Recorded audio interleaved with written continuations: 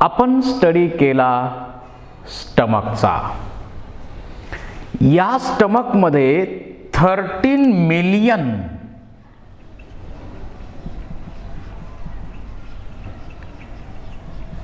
Gastric glands आहेत आणि त्या गॅस्ट्रिक ज्यूस तयार करतात. हे आपण स्टडी केलेलं आहे. स्टमकचे फंक्शन्स पण शेवटी आपण स्टडी केले. त्याच्यानंतर आपल्याला स्टडी करायचा आहे स्मॉल इंटेस्टाईन.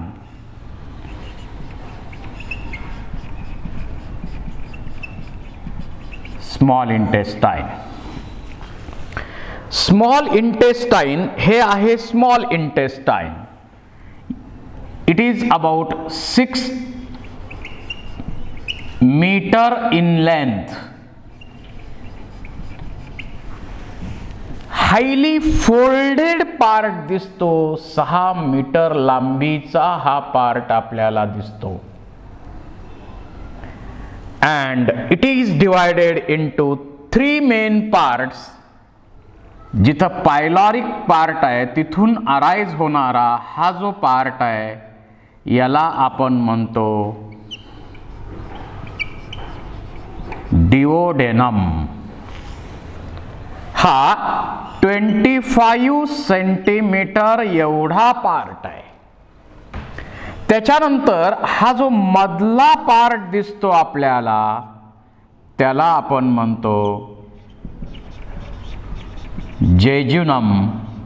2.5 मीटर एवढी त्याची लेंथ आहे. आणि शेवटी हा इलियम पार्ट आहे. 3.5 मीटर एवढी याची लेंथ आहे. तर स्मॉल इंटेस्टाईन मध्ये डिओडेनम, जेजुनम आणि इलियम असे 3 महत्वाचे रिजन्स येतात. आता या डिओडेनम मध्ये सुरुवातीलाच या डिओडेनम मध्ये इथं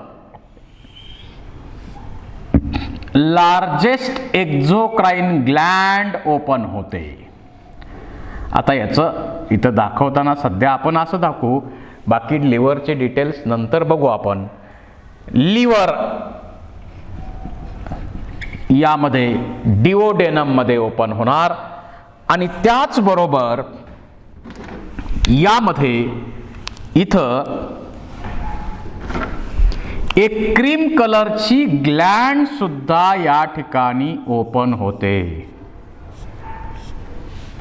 त्या ग्लँडला आपण पॅनक्रियाज म्हणतो. त्याचेही डिटेल्स आपण नंतर विचारात घेऊ. तर या स्मॉल इंटेस्टाईन मध्ये लिव्हर बाइल ज्यूस सिक्रेट करणार, पॅनक्रियास पॅनक्रियाटिक ज्यूस सिक्रेट करणार आणि इंटेस्टायनल ग्लँड्स त्यामध्ये आहेत, त्या इंटेस्टायनल ज्यूस सिक्रेट करणार. असे वेगवेगळ्या प्रकारचे ज्यूसेस. टोटल ज्यूसचा विचार केला तर 8 लिटर दररोज ज्यूस सिक्रेट केला जातो आणि मग रिॲब्सॉर्प्शन मोठ्या प्रमाणावर होत असतं. या स्मॉल इंटेस्टाईनचं हिस्टॉलॉजिकल स्ट्रक्चर जर आपण पाहिलं तर आपण स्टमकची हिस्टॉलॉजी किंवा गॅस्ट्रो इंटेस्टायनल ट्रॅकची हिस्टॉलॉजी आहे तसंच आहे. म्हणजे याच्यामध्ये सुद्धा सिरोसा आहेच. आउटर मोस्ट काय आहे इथं पण सिरोसा. या सिरोसाच्या आत मसलचे मस्क्युलॅरिस येतो पार्ट आणि यामध्ये मसलचे 2 लेयर्स आहेत.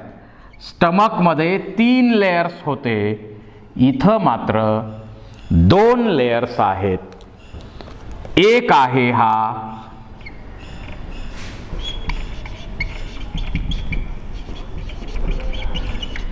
लॉन्जिट्युडनल लेयर, आणि त्याच्यानंतर त्याच्या आत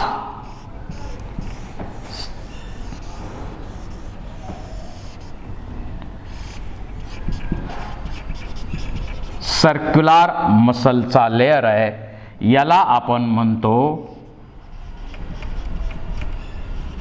मस्क्युलॅरिस. या मस्क्युलॅरिसच्या नंतर इथं कनेक्टिव्ह टिश्यू, ब्लड व्हेसल्स असलेला पार्ट आहे आणि त्याला आपण म्हणतो sub mucosa. Sub mucosa blood vessels, connective tissue, nerves असलेला हा पार्ट आहे. त्याच्यानंतर त्याच्या आत मस्क्युलॅरिस म्युकोसा, हा पण मस्क्युलॅरिस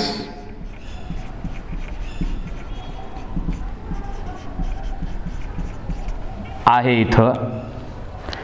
आणि शेवटी सर्वात आत काय आहे तर इथं हा आहे म्युकोसा,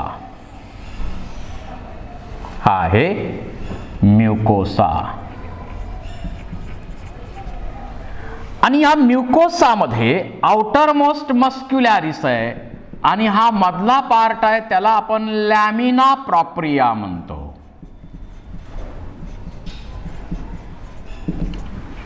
लॅमिना प्रॉप्रिया म्हणतो. आणि हा आहे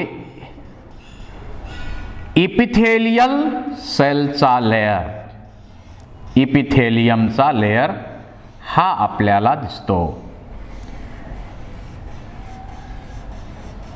आता मी बाकीचे सगळे काढत नाही, परंतु इपिथेलियल लेयर असा आहे, याला आपण विलाय म्हणतो. आणि या इपिथेलियल लेयरच्या ज्या सेल्स आहेत त्या पण कशा आहेत बघा. या इपिथेलियल लेयरच्या ज्या सेल्स आहेत त्या सुद्धा कशा आहेत तर याच्यामध्ये या सेल्स दिसत आहेत, परंतु यांच्यामध्ये आपल्याला अशा मायक्रोव्हिलाय दिसणार, मायक्रोव्हिलाय आहेत.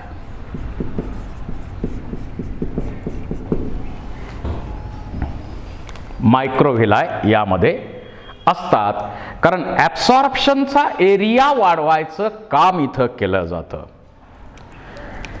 आता हा मधला जो भाग दिसतो, हा म्हणा, याला आपण काय म्हणू, क्रिप्ट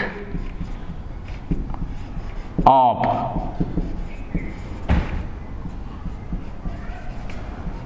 लायबरकुन, क्रिप्ट्स ऑफ लायबरकुन्स असं आपण म्हणतो.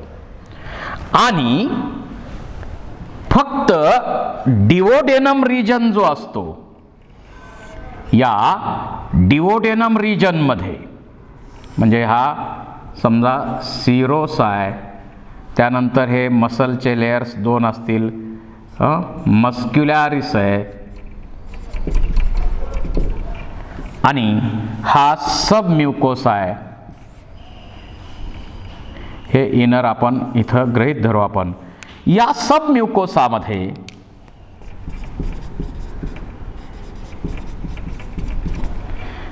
कशाचा, हा डिओडेनम पार्ट,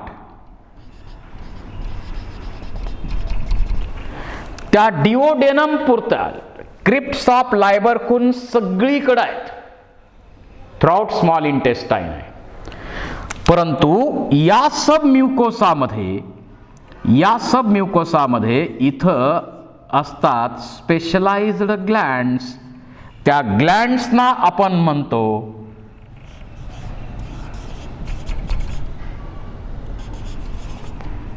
ब्रुनर्स ग्लँड. आणि या ब्रुनर्स ग्लँड मधून वॉटरी अल्कलाइन फ्लुइड सिक्रीट केलं जातं आणि त्याचबरोबर म्युकस पण सिक्रीट केला जातो. आणि Brunner's glands are present only in duodenal submucosa region, while crypts of Lieberkühns are present all over the small intestine. त्याच्यानंतर इलियम पार्ट विचारात घ्या.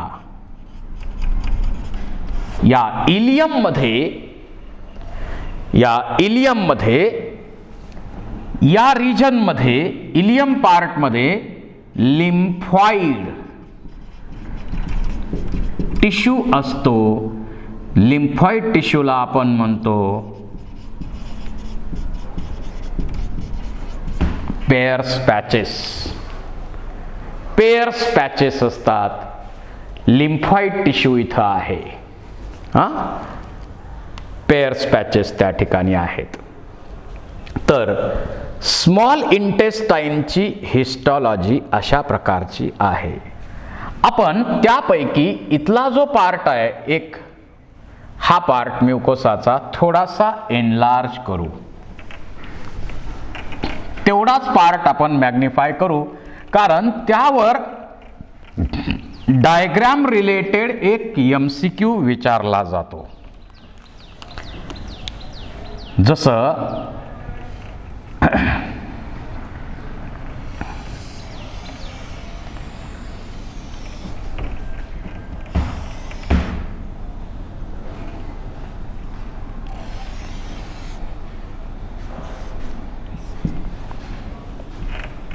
हा पार्ट फक्त आपण आता विचारात घेऊ. इथं बाकीचा हा लॅमिना प्रॉप्रिया पार्ट असणार आहे. आणि या ठिकाणी इकडून या ब्लड व्हेसल्स येत आहेत. समजा ह्या आर्टरीज असतील, या व्हेन्स असतील, आर्टेरिओल्स, व्हेनोल्स वगैरे इथं येणार आहेत. आर्टरीज, व्हेनच्या ब्रँचेस. आणि त्याच्यानंतर यामध्ये एक असा या ठिकाणी एक डक्ट आहे, लिम्फॅटिक व्हेसल आहे इथं. आणि ही लिम्फॅटिक व्हेसल यामधून अशी पास होते. या लिम्फॅटिक व्हेसलला नाव आहे लॅक्टिएल्स. याला लॅक्टिएल्स म्हणतो आपण. लिम्फॅटिक व्हेसल्स आहेत. आणि या लिम्फॅटिक व्हेसल भोवती, याच्या भोवती मग ह्या आर्टरीज, व्हेन्स, या आर्टरीज म्हणा, व्हेन्स म्हणा, त्या याच्या भोवती असतात.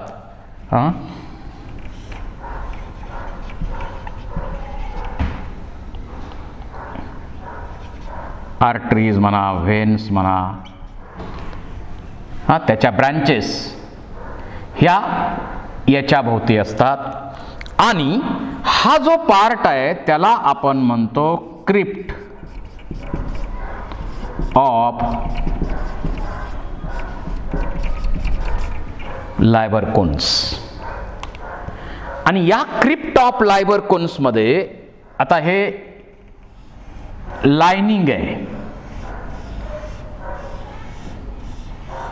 याच्यामध्ये ब्रश बॉर्डर आहेत, आपण ते चर्चा केलेलीच आहे.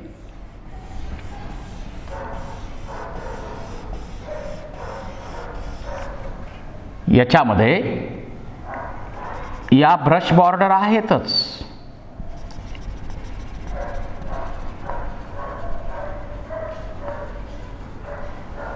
या ब्रश बॉर्डर या ठिकाणी आहेतच.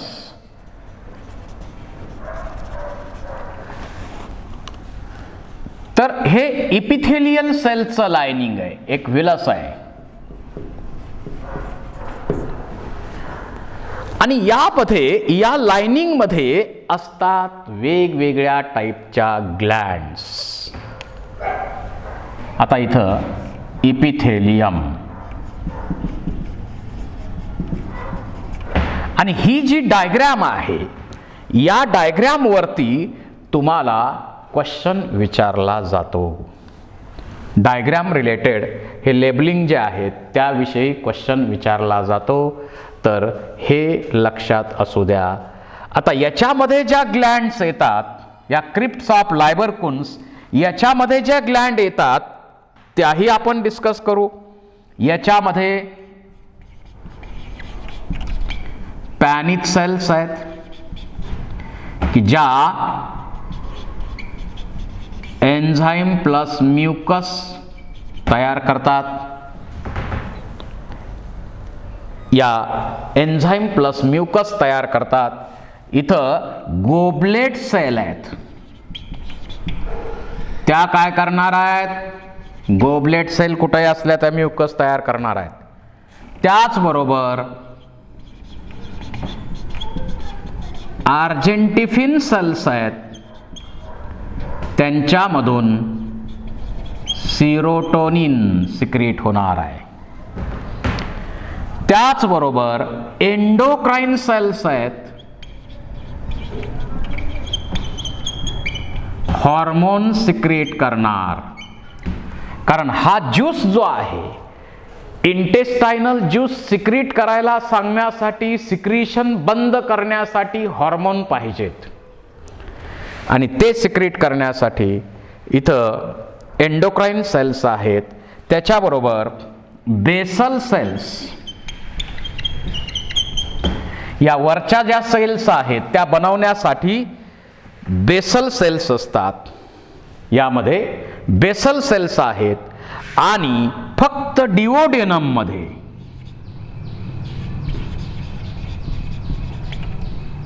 डिओडेनम सब म्युकोसा मध्ये ब्रुनर्स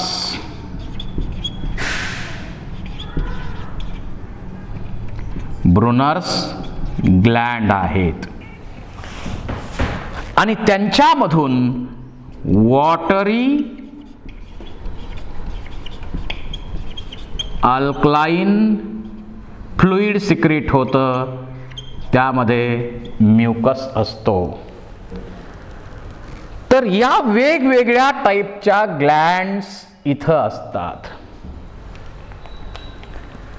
त्यांच्यामधून पॅनक्रियाटिक ज्यूस तयार होतो, आणि या पॅनक्रियाटिक ज्यूसला म्हणजे क्रिप्ट ऑफ लायबरकुन्स, याच्यामध्ये या सगळ्या ग्लँड आहेत, आणि क्रिप्ट ऑफ लायबरकुन आणि या ब्रुनर्स ग्लँड यांचं जे सिक्रीशन आहे, या दोघांचं सिक्रीशन जे आहे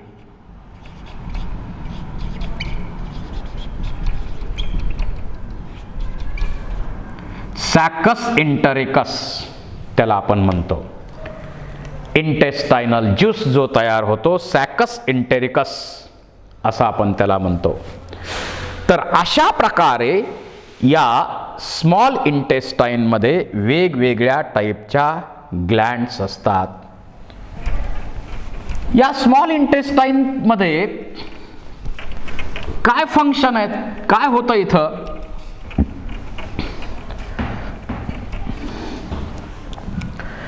केमिकल डायजेशन कंप्लीट होतं, आणि डायजेस्टेड फूड ॲब्सॉर्ब केलं जातं. So digestion and absorption is completed in small intestine.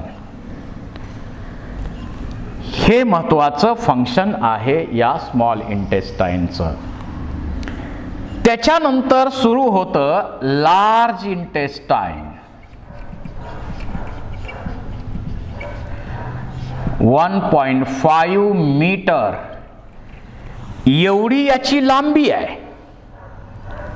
1.5 metre एवढी लांबी आहे, आणि याच्यामध्ये 3 मेन पार्ट्स येतात: सीकम,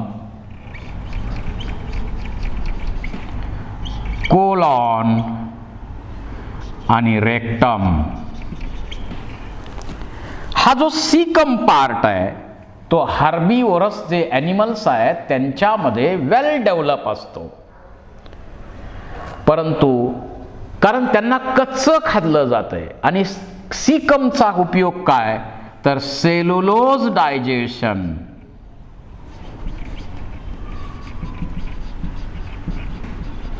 परंतु आपल्यामध्ये काय झालेलं आहे, आपण प्रोसेस केलेलं, कुकिंगची प्रोसेस केलेलं फूड घेतो, मग ते शिजवलेलं असेल, भाजलेलं असेल किंवा हल्ली तर तळलेलं असेल, असं फूड, कुक्ड फूड घेत असल्यामुळं सेल्युलोज डायजेशनचा विचारच करायचं काही कारण नाही. सॉफ्ट केलंय आपण फूड, त्यामुळं या सीकमचं काम आपल्यामध्ये राहिलं नाही आणि मग पुढच्या पिढीमध्ये आणखी वीकर होत गेला. Caecum weaker, caecum weaker, caecum weaker, caecum weaker, आणि तो शेवटी नॉन फंक्शनल झाला आणि एक वर्म सारखा आपल्यामध्ये राहिला. त्याला आपण म्हणतो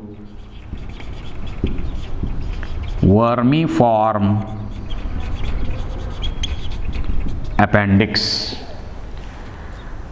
आणि काही वेळा या अपेंडिक्सचा आपल्याला त्रास होतो आणि अपेंडिक्स आपण ऑपरेशन करून बाहेर टाकू शकतो, काढून टाकू शकतो, तरीही काही प्रॉब्लेम नाही, कारण हा नॉन फंक्शनल आहे, वेस्टिजियल ऑर्गन आहे आपल्यामध्ये.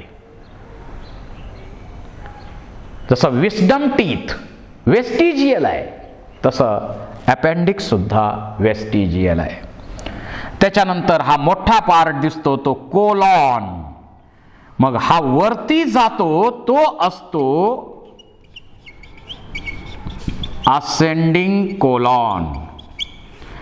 आडवा जातो त्याला म्हणायचं ट्रान्सवर्स कोलॉन. पुन्हा खाली येतो त्याला म्हणायचं डिसेंडिंग कोलॉन. आणि हा छोटासा पार्ट जो आहे त्याला म्हणायचं सिग्मॉइड कोलॉन. आणि या कोलॉन मध्ये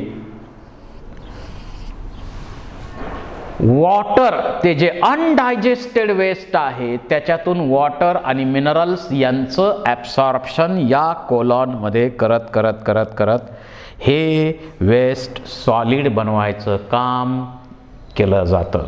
हे वेस्ट सॉलिड बनवायचं काम केलं जातं. याच्यामध्ये, या कोलॉनमध्ये असे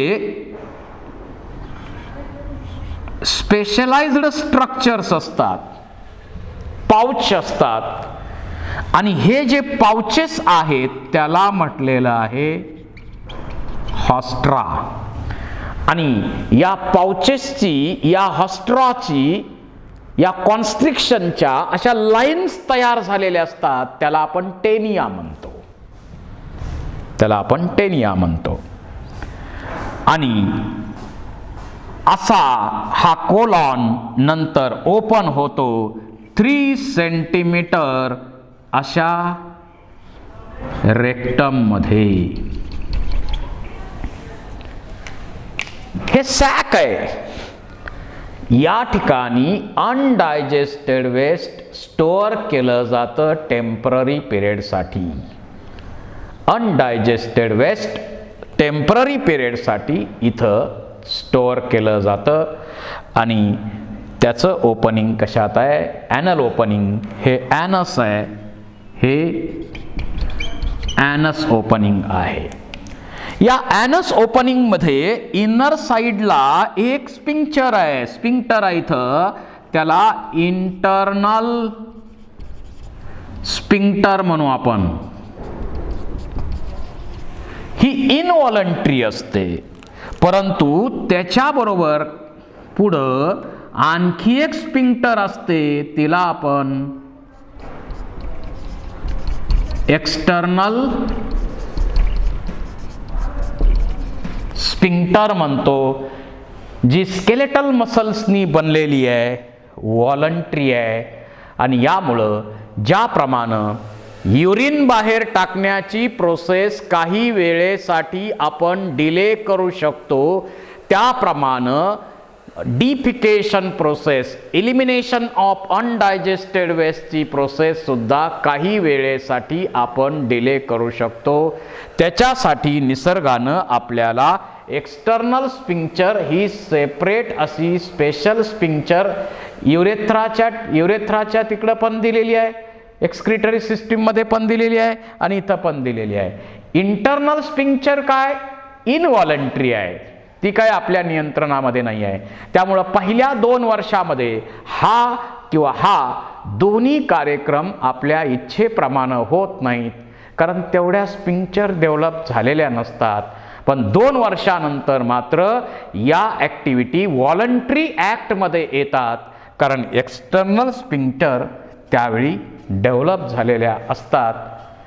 अशा प्रकारची आहे आपली डायजेस्टिव्ह सिस्टीम आणि त्यामधला मेन पार्ट आपण स्टडी केलेला आहे एलिमेंटरी कॅनॉल. एलिमेंटरी कॅनॉलमध्ये काय काय स्टडी केलं? Mouth opens into buccal cavity, buccal cavity opens into pharynx opens into esophagus, opens into stomach opens into small intestine opens into large intestine, and finally it opens into as a anus. अशा प्रकारचा elementary canal आपल्यामध्ये highly specialised निसर्गानं दिलेला आहे. Thank you very much.